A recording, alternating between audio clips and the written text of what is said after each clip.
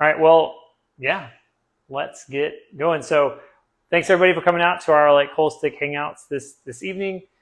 We're gonna be going through just like every other time, like any kind of health questions you have, we'd love to answer. Any, even just like topic matters. If you're just like, hey, I know we talked briefly about sinuses for a while. It doesn't have to necessarily be like a specific question. And we'd love to answer anything there we can. So once again, I'm Dr. Ori Quinn, and this is Dr. Cole. And another good thing about this is, so first of all, this is what we do for fun anyways, so we're glad to talk to you guys about it. We're just making it more formal here. Mm-hmm. And we want the questions to like help people understand. So a lot of people have the same questions that you guys might, but also we're using the questions to generate really good communication here. And then we're also giving you guys, if you ask a question and help us generate some of that, then there's some benefit. So if you're not a patient here already, then you get 10% off your new patient exam. Mm-hmm. Or if you bring somebody in and you ask a question, then you get 10% off your next visit. Yeah. So we're trying to make it fun for everybody, and so we're just trying to spark a bunch of good dialogue and talk about health stuff. But exactly right. And we are going live on the feed. You guys aren't necessarily in the camera, so don't worry about that. But so sometimes we will repeat questions back and that stuff for that reason. Because we are recording it here to put it out there. So, cool. I like to start with a particular, like kind of a question that we've been asked and then kind of open it up from there. And so I'm going to go in because I was talking to two individuals that walked in first about sinuses, because there's a generalized question about sinuses and how to help clear sinus blockage. So there's a couple of different factors, which we'll try to give the whole picture, and we'll kind of give some of the direct kind of things that we've used over the years, and a new option that I've recently started doing or got exposed to. So allergies are an immune reaction. In general, they tend to be what we call like an IgE reaction, which is things that are in the air that your body actually has a reaction to, but it can be amplified by other types of like immune reactions. So if you are eating something that you're having a reaction to, food sensitivity, that will definitely amplify the inflammation reaction, and you can get more issues in the sinuses. The same thing can go for anything else that will set off immune reactions, such as your underlying infections, potentially parasites. Mold is actually a really big one in that category, where it's possible that you could have been exposed to or potentially are continuing to be exposed to. So you have a constant ongoing allergen, and therefore your sinuses stay consistently clogged. Anyone that has, a time or two in a year, while we would love to not have it, and there's some things you could do to, maybe eliminate that. But if you're having it consistently, either never stops or it's just, especially if you're going sinus infection to sinus infection, then there's absolutely more things that need to be looked at there. One of the fun things I've been playing with recently, which I got exposed to, is this idea of using little petri dishes to actually check for kind of mold in that category. You can do it for the environment, like you open them up and leave it there for a little while inside your house, close it, stick it in a dark place for 6 days, 7 days, see if anything grows. This is not definitive for any type of mold. It just would simply mean that there is a mold present. If you want to go further with it, you can send it back into a laboratory and have it examined, but it's kind of an easy way to start that process. But we can do the same thing for even fluids. We have people spit in it, or we have people do nose swabs, put it in there. You're trying to see, is there a mold as part of the issue that you're dealing with? If it does show present, then we have like particular ways you can kind of tackle that. And that's kind of a fun thing that I've been looking at recently for sinuses and all kinds of other health issues. So you set it out.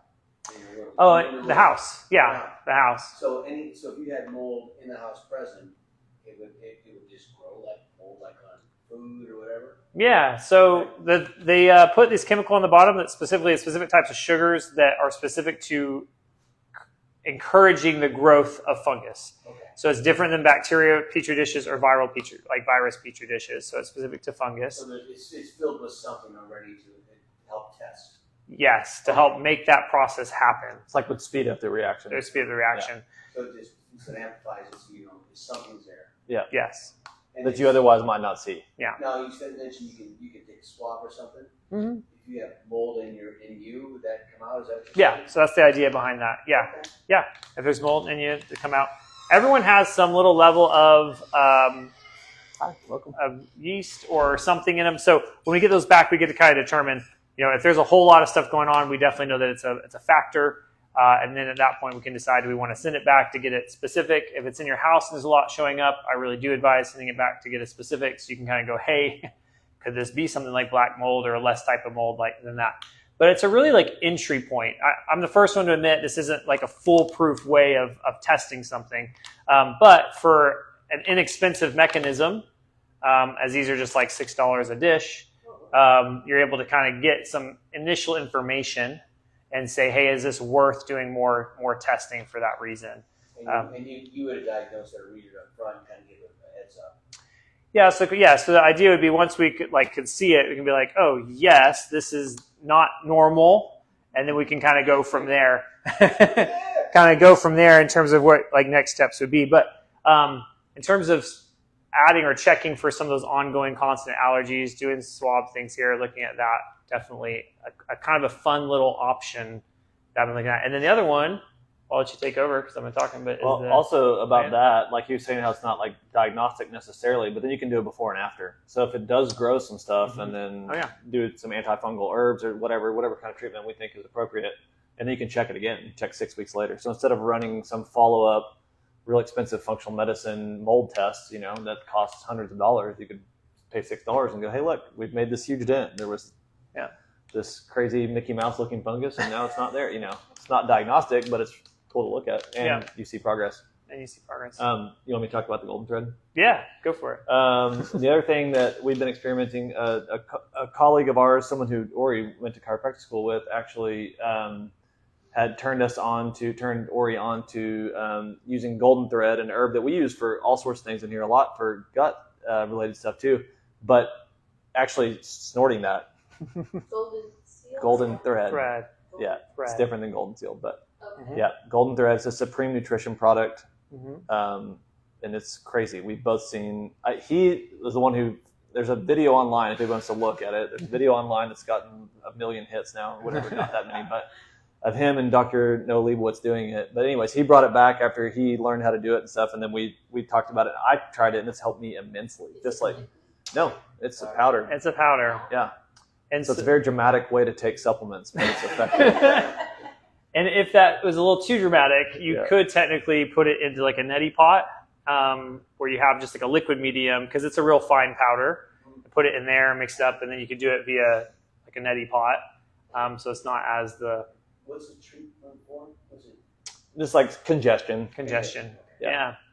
In fact, that's what I was commenting on, because I've had this sinus, my right sinus, has been clogged for as long as I can remember. I mean, to the point where I couldn't even breathe out of it. If I ever do have allergy stuff or eat something that I kind of react to, this always this eye that will get all kind of dark. In fact, earlier on, there were some videos I shot earlier on. People started texting back in going, do you have a black eye? What is going on? I was like, no, I just ate the wrong thing for lunch, is what it was. And so I'm actually been able to breathe out of this nose. So I've been doing it now in the evening, most evenings. And I'm actually getting air through this nostril now, and it's opening up. And you can kind of tell by how much I can breathe in and different things. So it's been pretty exciting, pretty cool. So. Would you diagnose someone then? Would they come in and you would do your muscle testing and you would say, I think, and listen to what they were having trouble with, and then go, yes, I think this golden thread would help you? Yeah, so the question, awesome, thank you. The question there is, are we able to kind of assess that and figure out, is that golden thread a good treatment? And the answer is yes.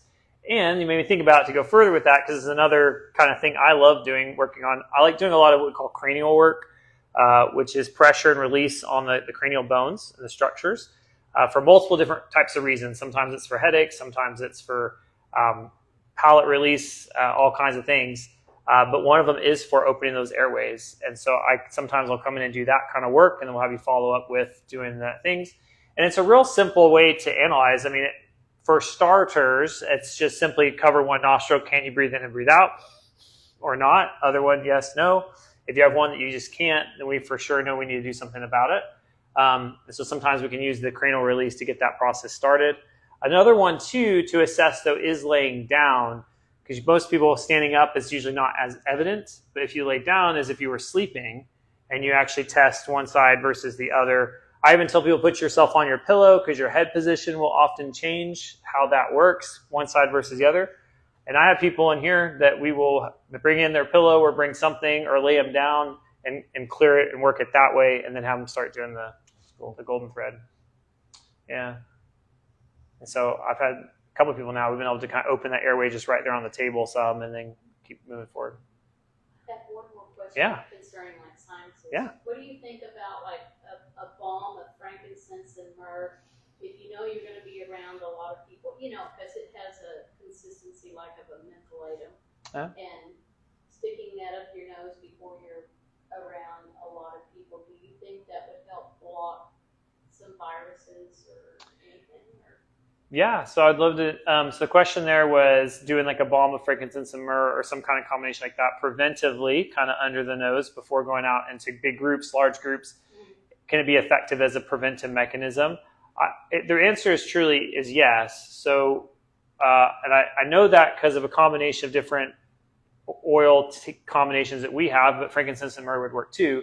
One of the things they found about certain essential oils, is that they help to break up what are called biofilms, which is like a protective mechanism that different types of bacteria, viruses, molds create to protect them from your immune system. So if you actually apply that preventatively, then you kind of keep those from forming, and your immune system is able to kill off those viruses and bacteria much, much easier as they actually enter into the body. Yeah. Okay. You're okay. Okay. Glad you could join us. Glad you could join us. So, any questions from out there? I mean, I have lists I could technically keep going through, but yes, I was counting on this. Okay. As many questions. I've not been able to come to any of these. Yeah. So I'm curious about just understanding the best way to, if you want to test for all SNPs, not just MTHFR, what's the best way, cheapest way, and then I know we've talked about it before, we always go and write it down, and then like how to read the results and things like that. And is that ever covered under insurance? So a lot of questions about like testing for all SNPs. Sweet. Okay, so I'm going to repeat it back just for the. So the question was, how do you test for all SNPs? Genetic SNPs. Is there like a comprehensive way to do that? Maybe which companies we like, because there are lots of companies out there at this point. And then kind of how is that used? There's also a question of, does that ever get covered And cheapest by insurance, and then cheapest avenue. So yeah, this is super kind of fascinating category. Do you want to go? Yeah, sure. Sorry, I've been going. No, you're good. You're asking what's a SNP. Yeah, I've never heard of So it's like technically stands for single nucleotide polymorphism, SNP. But all it is it's like a really common genetic variant. Okay. So like all of us have SNPs. We all have, every single one of us have different SNPs. But just a study of a really specific look at some certain types of genes that affect things that we do all the time. He may have a different answer to this than me. The company that I have used, which we're both trained in her technique to some level, Jay Dunn has a company called My Happy Genes. And I like her company, one, because her reports are fantastic. Like, because SNPs are just a bunch of letters, right? Genetic genes are just like, A, T, G, whatever. And you're like, what is all this? And then you see the actual gene is a bunch of, it's hard to understand all that stuff. And so her report breaks down, like you see the actual report, you can see like, do I have this gene? Do I have that gene? But then her report says like, hey, because you have this genetic SNP, you are like this % likely to develop X. And there's like, you can order tons of different reports. You can look at like your like biochemical pathways, like what you'd be genetically susceptible to, what like you can look at like addiction stuff. You can look at MTHFR, like all just, I mean, it's extensive. It's fantastic. The other thing I really like about it is some people are, and I'm in the boat, that I really don't want to give my genetic information away to anybody because I don't want it to be sold. And hers is it's totally anonymous. So that's like 23andMe type of company, but yeah, but it's made by a doctor that does what we do. And so we know, like, she's not like a personal friend, but I've talked to her a number of times, and he has too, and we've both taken classes from her. She's a good human being, and I trust what she's like doing, so I feel better about it, and that when she says it's anonymous, I believe her. You also don't have to submit a name; you just literally submit a sample, and it's a number.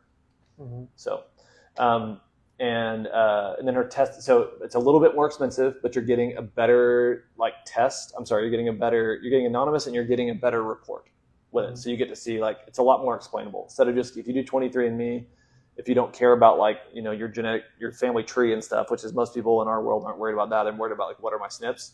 There's no way to read it unless you put it into a software. Maybe they give you something now. No, For a they long time don't. they did. Yeah. No, they still You have to.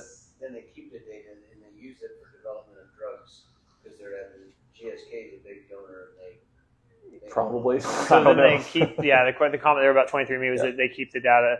And then, so when they came out, 23andMe said that they were keeping it all inclusive within their company, but 23andMe has now since been sold to other larger medical companies. GSK So was one of the buyers. Okay. They use it for medical research. Okay. Yeah. Can you be more specific, right? Yeah. But 23andMe and what's the other one that's really common? Can't think about the top of my head. Ancestry is Yes, the other one?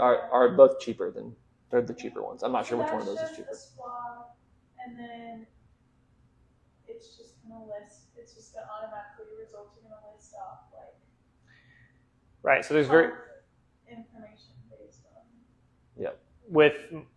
because I agree with you there. My Happy Genes, right, is that her website, and this is a really interesting topic.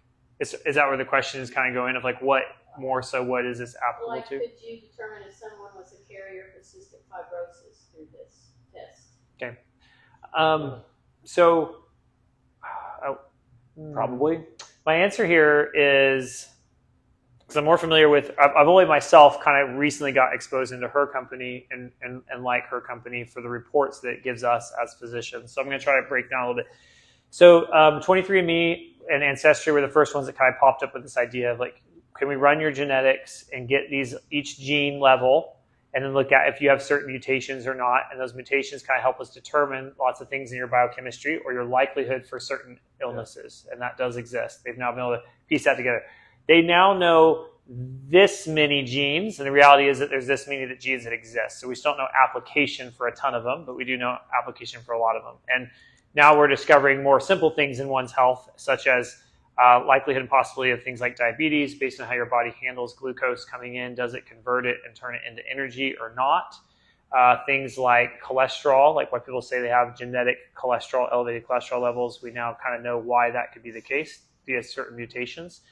So the original companies that did this, 23andMe and Ancestry, they would give you that full breakdown of your genes, and it would literally just be line by line, and it has very little application as it stands. But this was actually, they used to do health panels with it, but our government said we can't allow these two companies to exist together, so they separated it out, which is kind of interesting. So then you could take that, and there were reports, so you could run it through certain softwares for the sake of kind of just overall health references, and other softwares that would tell you likelihood of certain conditions. So Parkinson's, Alzheimer's, diabetes, cardiovascular diseases, cystic fibrosis would be in that category. From our standpoint, we're both trained and good at being able to read these for kind of current application of your health. I don't know if I'd be able to read that report and say, this is the cystic fibrosis gene, but we're not able to go. I think you can, because I've done that with other things, not cystic fibrosis, but looked up, hey, do I have this gene, which would make me susceptible? If you could, I'm pretty sure that your whole profile's on there, so you could theoretically go in the back door, right? Like you say, what gene is associated with this, and you can go look, see if you have it. If you have that mutation. Yeah. That'd be my guess. Yeah. No, I'm sure that is the case, because I'm sure she gives you the full report of all the genes, and then she pulls out which ones. And it's really very helpful. The one that became the most kind of talked about is a gene called MTHFR, which has to do with the methylation or activation of what we call folic acid or folate, which is what they enrich flowers and stuff with because of its causation of spina bifida. If women are deficient in it during pregnancy, it can lead to what's called spina bifida in the infant. And so they started realizing that people were getting plenty of folic acid, but sometimes these things were still occurring. Was there a reason why? And they came to the realization there's a genetic mutation where some people will intake folic acid but not actually activate it or turn it into methylfolate. And methylfolate is what your organs need in order to develop, grow, and do their thing. And so almost all vitamins and minerals, vitamins in particular, vitamins come in one form and are having had to be converted or activated to be used. And so there's possibilities of issues in each of these kind of steps. And with each genetic gene that you have, so you have two sides to that gene. If you have a mutation in one of the two, you have a 30% reduction of that process in terms of the speed of that process.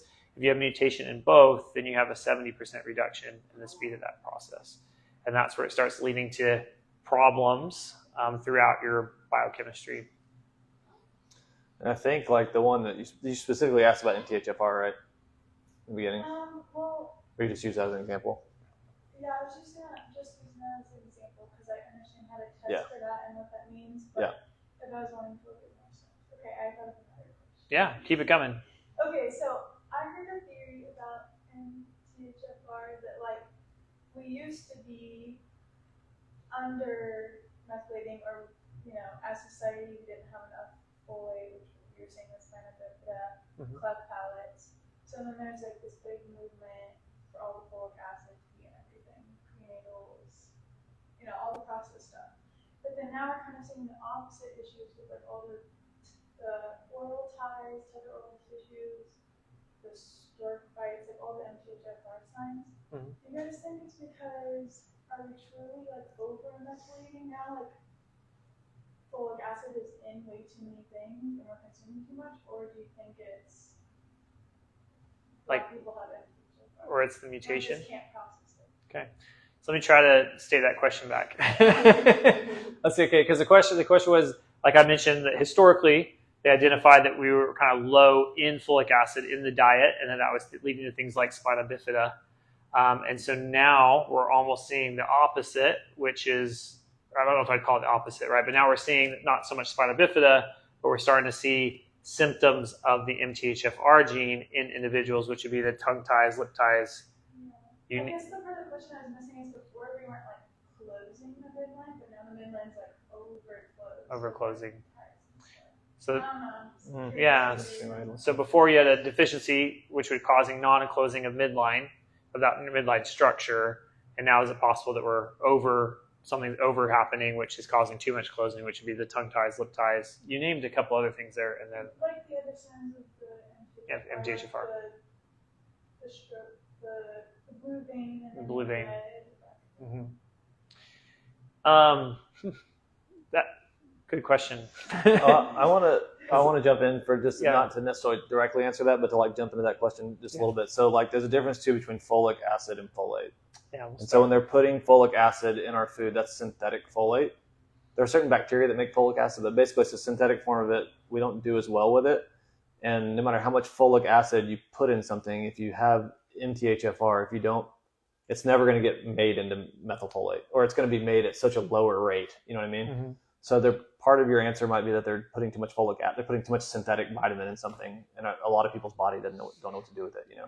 It's the most common. Folate, then maybe it wouldn't be. Yeah, or methylfolate. Yeah, but folate like you find in plants, and it's like stuff that we would normally eat. And then folic acid, as far as I know, is synthetic, and then there are certain gut bacteria that can also make something that looks just like folic acid.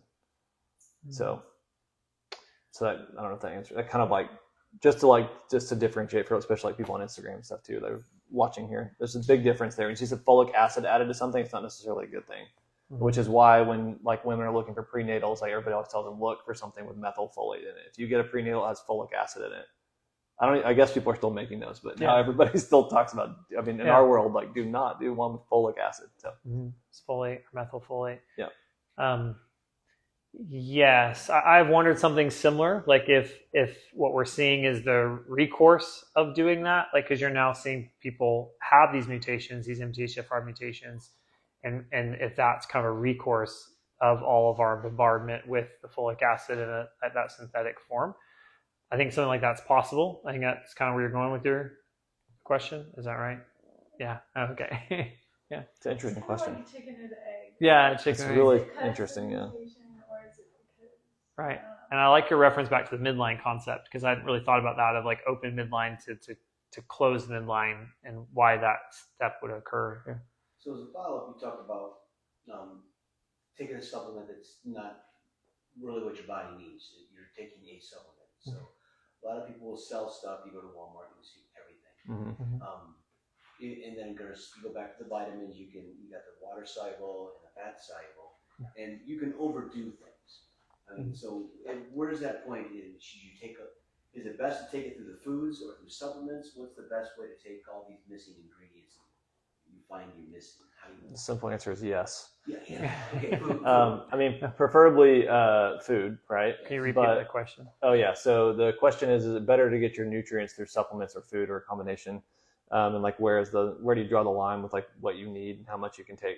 So did that paraphrase that? Okay. So I mean, in a perfect world, I would say let's get everything through food. In reality, we've destroyed our soil, we've destroyed our food, we've genetically modified everything. I saw a study that showed that they took they'd have like soil samples from like, I think it was 1914 and 2014 from like the same area, and it was 90% less magnesium in it. And so you're like, all right, so I eat these foods that are magnesium rich, and you're like, but are they? Magnesium rich compared to what? And so then you find that a lot of people can do really well with magnesium. So, I mean, in a perfect world, I would have you grow all your own food in a nutrient-dense, rich soil and do it that way. But then there's also the other part of it that some people need like a pharmaceutical sized dose of a supplement. Like to really move the needle on something, you might need what we call a nutraceutical dose. So to get like, your 600, just to get the amount of magnesium I want you to get to eat it in food, you might not be able to consume that amount, or you'd have like a fiber overload or whatever until we get you to this certain level. So it's not necessarily a long-term solution, but it's getting you there and then maintaining it. Well, and it depends. And if you have MTHFR, you might just should probably take some methylfolate, So it's like, it's very nuanced, but in a perfect world, I'd rather everyone get everything from their food. And I try to do good with my food, but I take 25 supplements a day, so not that many, but you know what I mean? Like, yeah. But that, I mean, it definitely puts the focus at the right point if that's your starting focus of like trying to round out the diet and the things you're doing on a day-to-day to try to fill in those aspects. And how many people are actually really doing their best with diet, They're like, oh, I did great, but I had 2 late nights of work last week and had Chick-fil-A on the way home. And you're like, well, maybe add some more supplements in, so it's dependent. I didn't interrupt you. But no. And I'm going to put a plug in for this kind of thought I've had for some time because I'm going to add herbs and spices to the diet. So in the plant world, the most nutritionally dense substances, like by weight, is herbs and spices.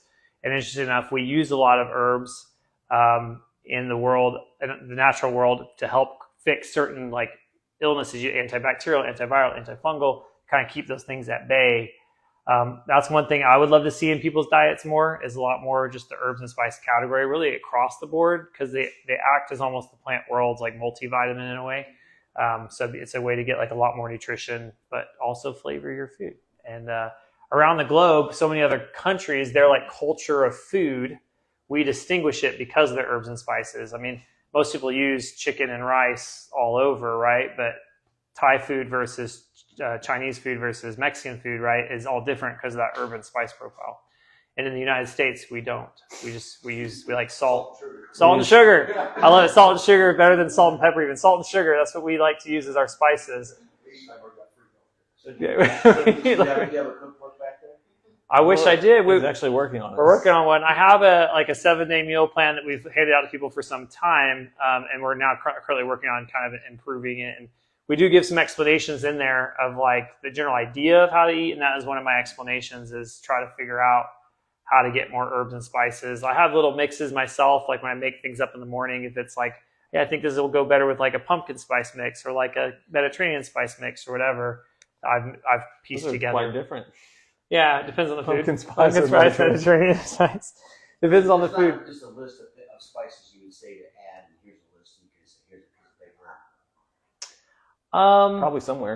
Probably somewhere. Actually, I'm going to make a note because I think that would be a good idea. In fact, I'm going to write it down right now. A list of herbs and spices, just kind of generalized ones, right? That would be good for different.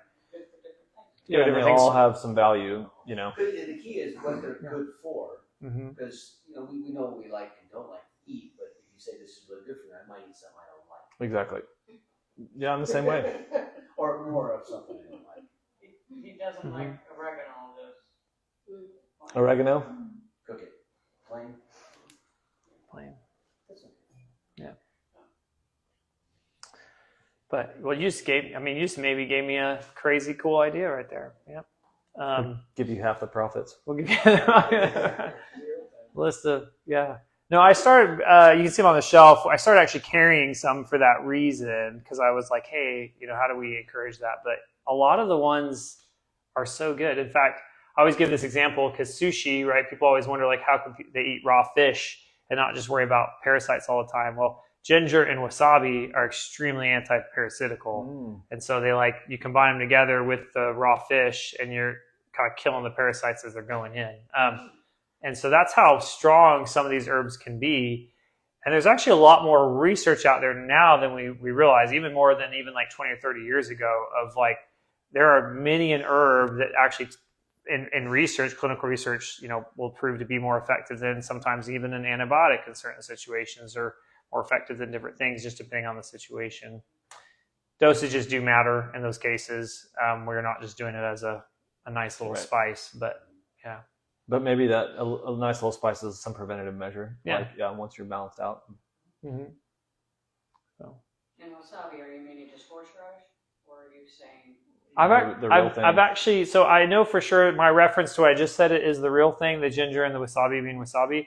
I would have to look into horseradish because I would imagine it has to have a similar effect because of its function, like how it works and tastes and everything.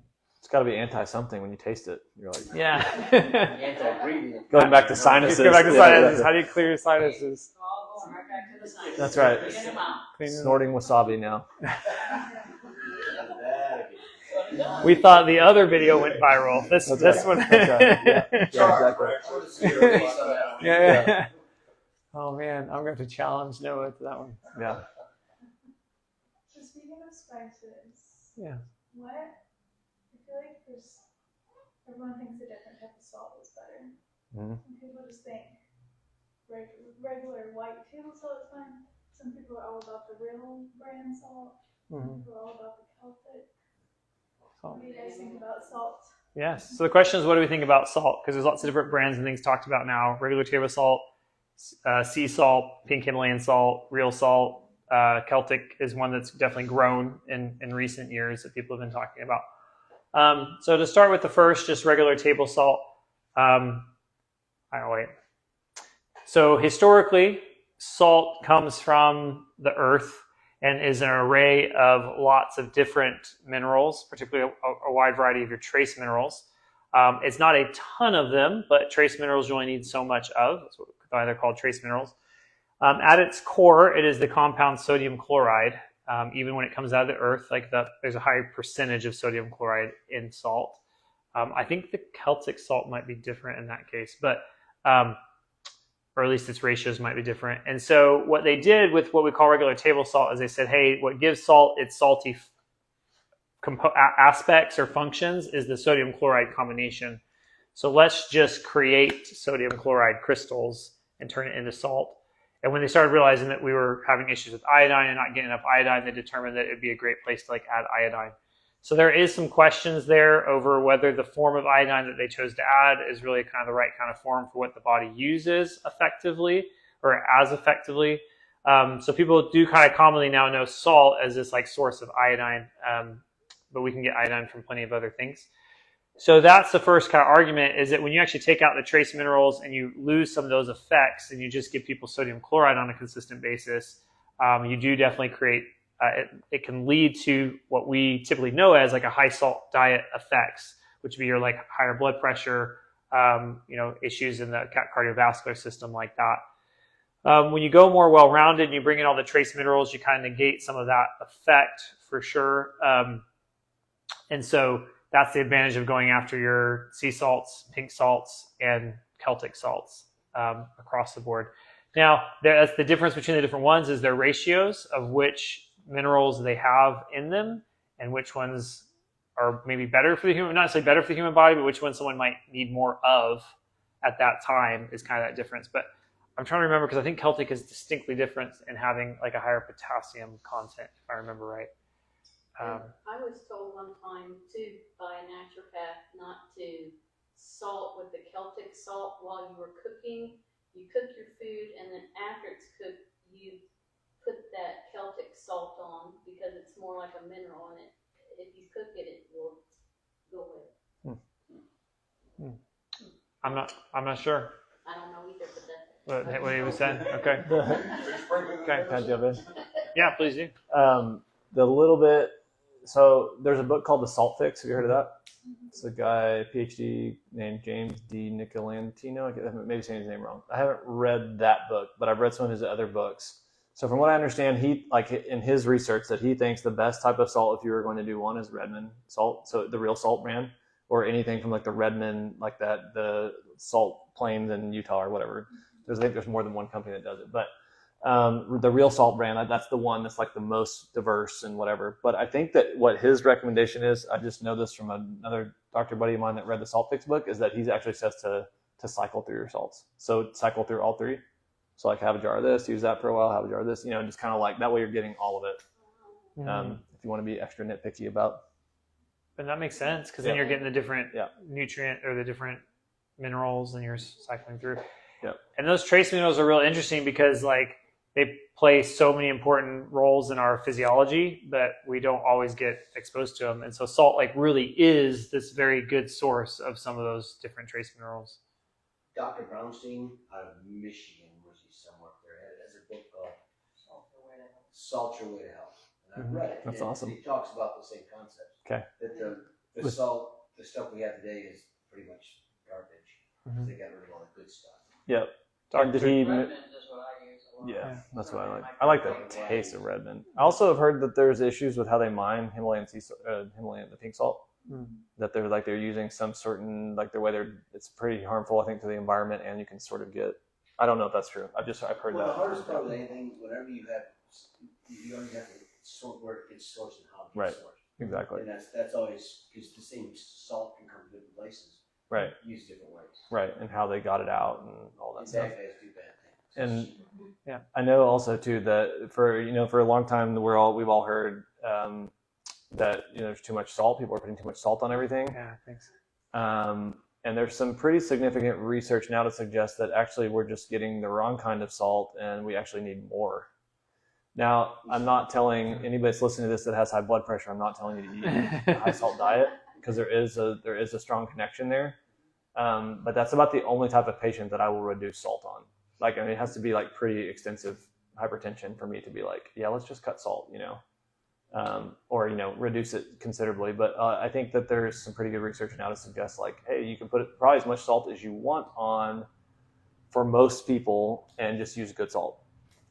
Yeah. And part of that is if you do, because I remember running into this in practice earlier on. I was like, what?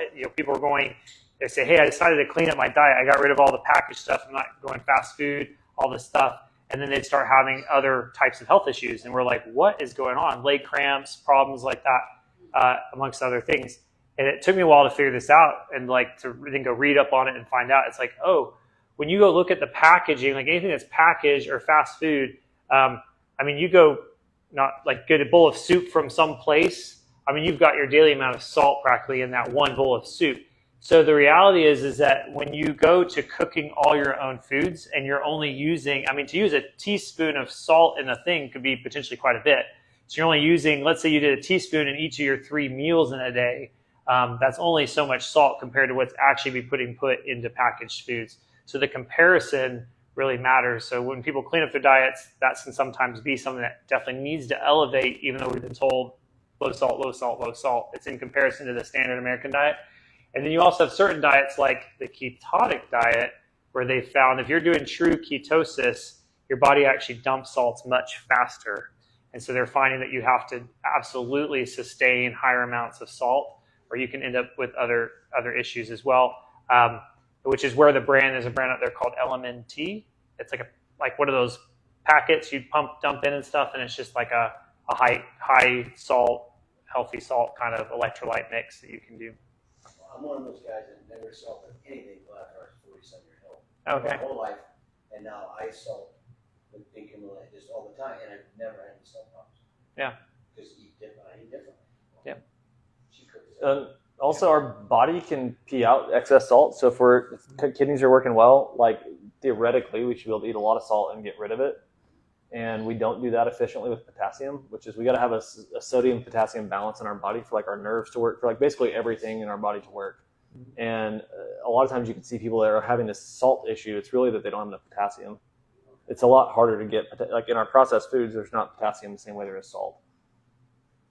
And so, and a lot of times with blood pressure patients too, you're not just cutting salt, you're trying to add a bunch of potassium back in, trying to just get this balanced.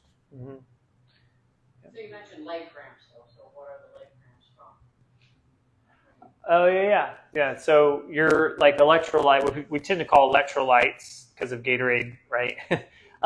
Which is really just minerals. So your mineral balance internally will determine the tension of muscles, and that's back to that potassium versus sodium versus magnesium.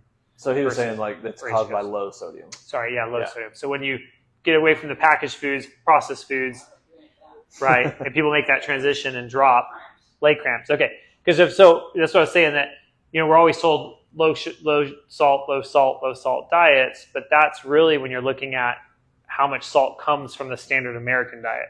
So if you cook all your own food, chances are you lean towards low salt compared to how much your body actually needs. So I'm just saying that it still could be a sign of a low mineral intake. Those days with leg cramps happen, I have to think back, what did I eat? Yeah. Didn't get enough salt. Didn't get enough salt. Potentially, or it could be a magnesium thing. There's a lot of leg cramps are kind of. It could be a lot of things. We could draw our blood every day and check our results and say, "Oh, that's right. it." Yeah. Then you become anemic because you're giving all your blood away. Can't win. One of the things on salt, the rock salt. Yeah. You have upset stomach, you take a Tums or something like that. Rock salt under the tongue. It's been something we've done occasionally, and it does help subside some of the discomfort. Like heartburn? Yeah. Huh. Cool. Rock salt under the tongue for heartburn. Just one crystal, maybe two. Yeah. If you really like that pucker taste. I wonder if that's the chloride helping HCl. Your stomach acid is made of hydrogen chloride. So, the good thing is it's one little crystal. It's not bad, but it's better than taking something. Yeah, one little crystal. Don't snort it. Don't snort it. You just made me think this is applicable, but maybe not. But like random story. But so I lived in Argentina for a couple of years, and they use rock salt all the time for their meats. Like you literally just you coat your meat in rock salt, let it sit for like several hours, and then you're going to slow cook it. And so down there they eat like really high amounts, and there's not any kind of issues down there. So doctors are wrong. So doctors are wrong. Never. Never. But okay. That was a good series of questions. You got any more? You guys got in the back. I know you guys got something good back there. Leaky gut. We had the science question. Leaky gut. Leaky gut. If you have it, how do you stop it? How do you correct it? It's a good question. What do you say? How do you know you have it? And then what do you do with it? Yeah. So there's a lot of, depends on how in depth you want to be and like how diagnostic you want to be. So there are certain tests that you can run, functional medicine tests, that will tell you if you have leaky gut.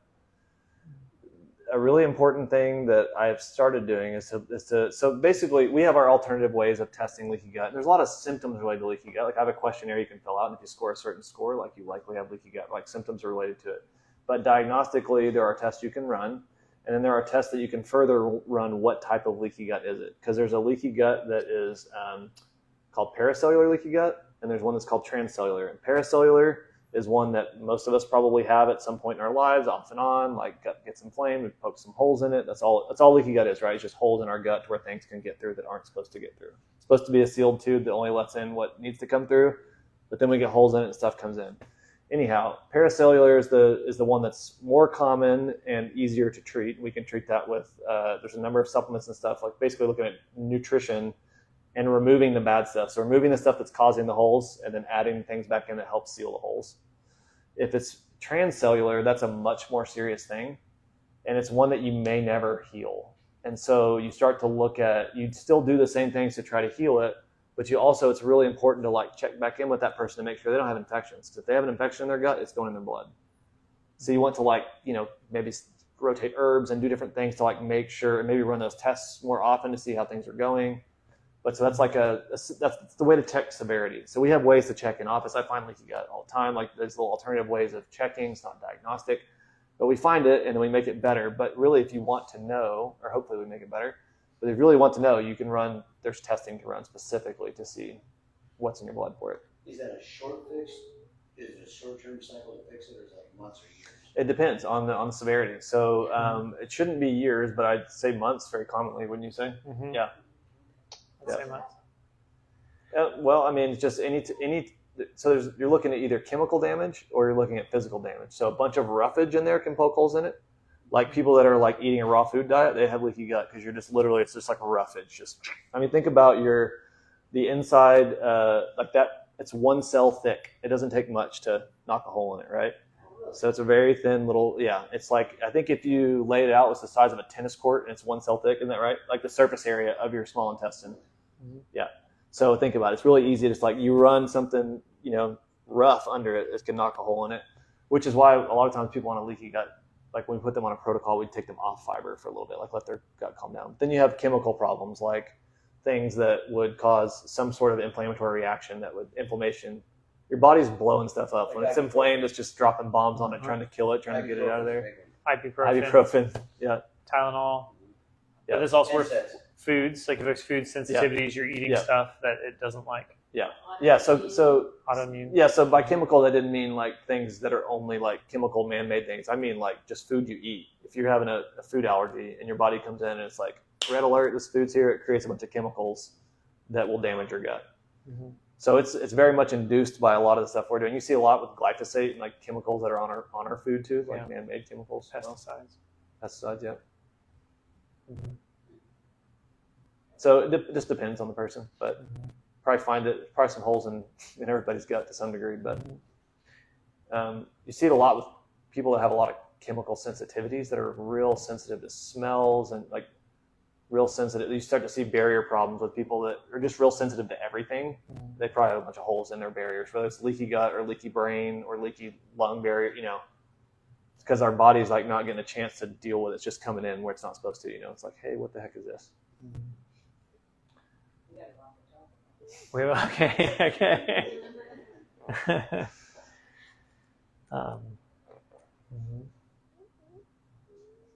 Anything to add to that? No, it's good. What else? I have a question. Yes. Yeah. Sorry, I'm asking a question. No, That keep was asking. good. That's what it's for. Well, I don't know, I just thought of Yeah.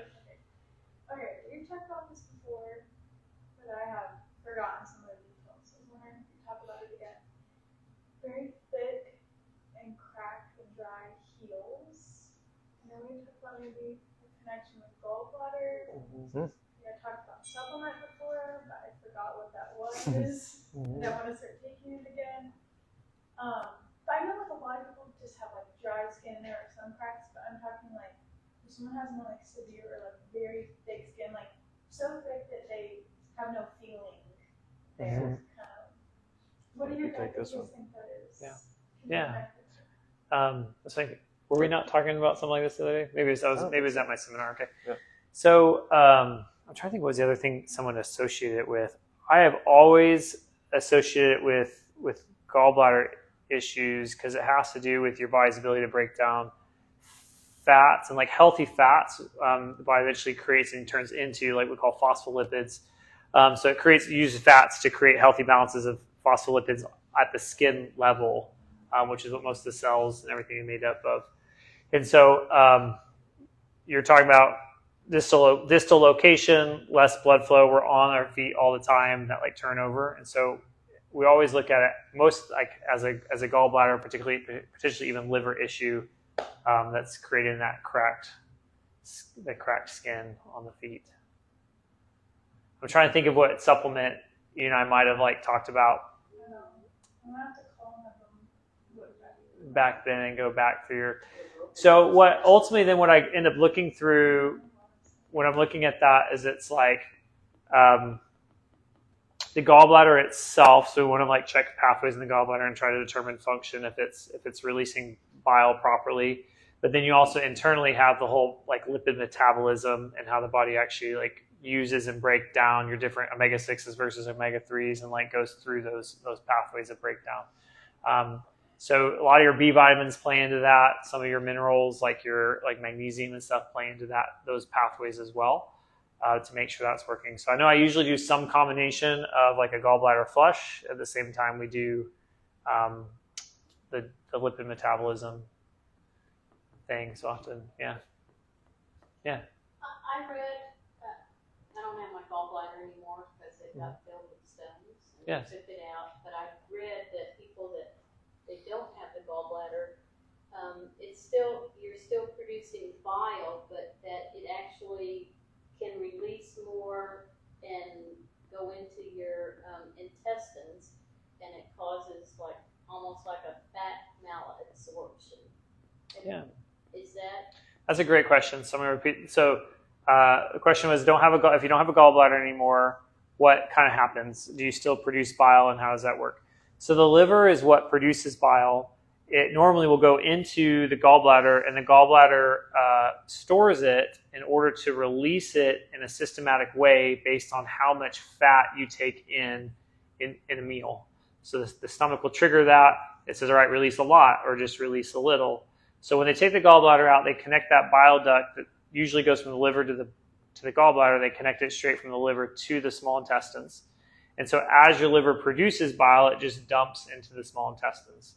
So you have like a constant trickle into the small intestines, which is what allows you to still break down fats. It just means that typically you'll struggle with a large fat meal. And so in small amounts, it still handles it just fine and breaks them down. Larger amounts, you get the fat malabsorption issue going on. And so if there's a lot of fat in the diet, you might be leaning towards malabsorption. So would like a general food enzyme? I know like they have different food enzymes. Some that work on protein more, some that work on fat more, and then some that are more of a general food enzyme. Would you recommend? And well, you know me. I'm a weirdo. I'm very unique. But would that maybe help? Yeah. So the question there was, could you then use a food enzyme process to like help with that? And yes, in fact, you can get ox bile in enzyme products. And so ox bile is what you'd be looking for the fat metabolism, which is you're kind of supplementing bile to go along with it. So if you were to do one of those like with each meal, or especially if you knew you were going to do like a high fat meal, then you could take it with that. And the answer is yes, that you'll then help break down the bile or the fat. The other thing, just to add to that, that's pretty cool is that when you take your gallbladder out, the duct that connected your liver to your gallbladder to like shoot the bile over, well, they've now found that in most people it actually will just sort of bend and form a new gallbladder, not entirely, but hold like a little sac. Yep, will hold like a little sac of bile then. Because we have a lot of people that come in here and they're like, I'm looking through their history and like gallbladder removed. And unless they were in like tons of gallbladder pain before, most of them were like, it didn't even help anyways. Like I got it removed and I'm just having digestive problems and it's not better. But the good news is, because a lot of people are upset that they made the mistake or that they chose to get it removed. But the good news is you don't lose all function. And part of it is because your body will adapt and that duct will just sort of bow out a little bit and make its own little miniature gallbladder. So it's pretty cool. I did not know that. It's a ducties thing, yeah. Yeah, that's cool. So you've got a gallbladder, it's just It's a small one. Okay. Well, good. We've got one good last one. Yeah. Anybody? Any other? Well, let's say that you know somebody that they've just been diagnosed with diabetes because their A1C was too high, and so they've been put on a diabetes drug. Okay. So let's say that they're changing their diet and they're going to try to lower that A1C not only with the medicine but with their diet. And if they're successful, are there specific supplements then that, once they're successful, they can maybe cut the chemical medicine and have a supplementation of something that would help? Yeah. So someone just diagnosed with type 2 diabetes based on hemoglobin A1C test being too high. If they were to come in and try to change things with diet and improve that hemoglobin A1C level, could you eventually go down to, someone not using the prescription, which is usually metformin, and then Jardiance. okay, or Jardiance. Jardiance. Well, it's my husband. Okay. And they put him on metformin, and he was allergic to it. So Okay. now they're trying Jardiance. Which is the shot, right? No, it's a tablet. Okay. Jardiance. Okay, Jardiance. So then, if you're able to change that, then with diet, is there supplements that can help with that as opposed to using the prescription? So I'm going to give maybe a longer answer here. For starters, one of the most effective things I've seen with clients that have done this, and it's actually my clients doing it. I have not put someone on one of these, and I at this point need to get with the company and do it. You can get 24-hour glucose monitors now for which is pretty neat. And the purpose of doing that is it helps an individual kind of hone their own diet, because you might be surprised sometimes of something you might eat that you would think was all good and normal, carrots, for example, and it might really just shoot your blood sugar up, even though it's not something you expect. So in general, we say, with blood sugar issues, you're looking at trying to lower carbs, things are easy glucose, and so things that will kind of lower that. And so you can get an idea with a constant glucose monitor of what types of foods, how much food, because even if you're as clean as you can be, sometimes you just eat too much in a meal, it might elevate that glucose too high. And so I've now had several clients that have done this, gotten this tracked. It helps them control amount. It can help them control what they ate. And Talking about the things on the arms. the things on the arms. I mean, because he was testing his blood sugar, and he did lower his blood sugar, but then when they took the blood for the A1C, it was way too high. Yeah, so A1C is a trailing number. So fasting glucose is immediate, like what it is right now. A1C, there's some arguments on this. Originally, when they came out with that number, they said that it was an average glucose number over the past 3 months is what they perceived it to tell us. There's some arguments now is that's more maybe like 6 weeks as opposed to 3 months. But so I always tell my clients it will probably take about 3 months to get that number to change, because you got to come as an average. You got to come off that window. Is Yeah. there a downside or negative to the device? Is there a downside or negative to the device? Yeah. I mean, not that I've seen. In fact, my clients that have done it are people that really had some uncontrolled type 2 diabetes. And I was amazed watching this process, because it was kind of a constant motivator, right? Like, you think you're eating all the right things, you think you're doing the right thing. But if you can actually see this on a, day to day, week to week, and you kind of see you ate something and you go, oh, what did I just eat? Right. And you kind of analyze it right then and there. So I've really seen it do good for people. And I've had now a couple different clients 3-6 months later have extremely good fasting glucose and very solid hemoglobin A1C numbers. And so I've thought for some time now, because there's a couple different companies out there that will help, will do that. And you can usually get a prescription for it if you're working with your PCP and really kind of push them. That a lot of times nowadays they will, because it's become more commonplace. But then there's different companies out there that will do it for like a monthly fee that you can get a hold of one. So in terms of the actual supplements, the most commonly talked about one is berberine, is what it's called. Berberine. Yeah. And that one, you do have to take it consistently kind of throughout a day, but it has tested to do just as well as metformin anyways. I'm familiar with its comparison to metformin in terms of its ability to reduce blood sugar levels. And so along the way, it would be helpful. The most key to that for sure is diet, but along the way, something like berberine could be helpful. And then as a maintainer, be good. Cole, you got anything? I'll preface this with we're chiropractors and we can't tell people what to do with their drugs. Oh, that's a good point. That's a good point. But there, like all the things he said are true as far as I know. Like there are good supplements and things that you can take to help with that. And I will say that, if you get your numbers down low enough, they're going to take you. Medical doctors are going to take you off the drug. Yeah, because they're monitoring. Yeah. Right. So we don't even really have to do that. And people that come to us are motivated. Like they're not just wanting a pill. So usually people can work themselves off of that. Mm-hmm. And then there are things to help over time. But really, when you look at blood sugar, it's either a diet problem or it's a light problem. Oh, that's Light. another angle. Yeah. Yeah. Keep going with Light. As simple as that. Light. So like the sun.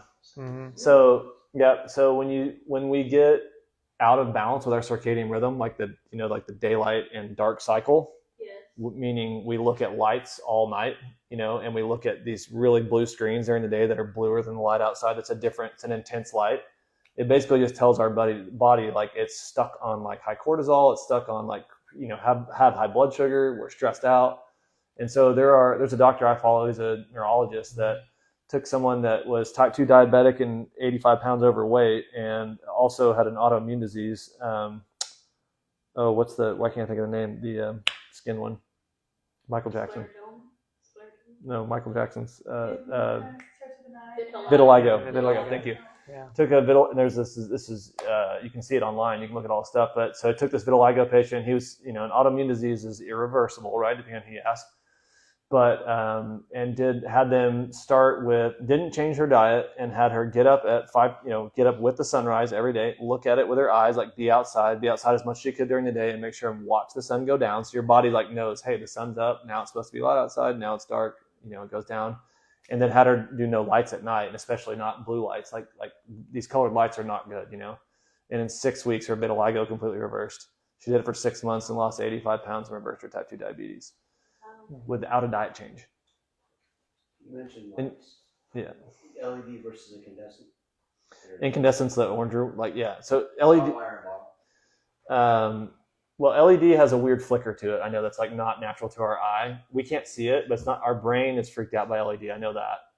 Mm-hmm. But light color, I know more about versus like the type of bulb. So like it's really weird. Like our new neighbors are like, what in the world?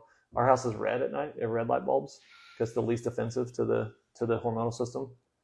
So yeah, we moved into this new house and like we had this neighbor. We were on a dog walk and like taking our dogs on a walk, and he was like, "Hey, I wanted to introduce myself." Like talk to us, and he's like, "I gotta ask, what's up with the red lights?" And I was like, "Yeah," because we're like up on this hill and like everybody around us can see. It's like the house like glows red at night. We're like, yeah.